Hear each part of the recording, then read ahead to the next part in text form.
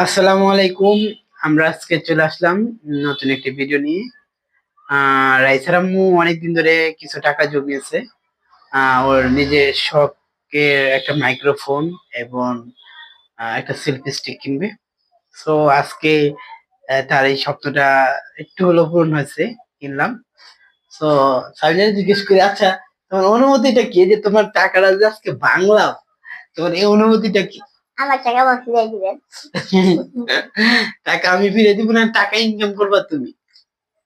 দুটোই করবো। যে আপনি আমার থেকে টাকা নিয়ে কিনে দিবেন, কারণ এটা আপনার দায়িত্ব ছিল, কিন্তু আপনি সেটা করেননি। আমার কাছ থেকে টাকা নিয়ে কসম, যেহেতু আমার টাকা আমার ফিরিয়ে দিবেন। তোমারে ফিরে দিব। তো ঠিক আছে, দেখা যাক।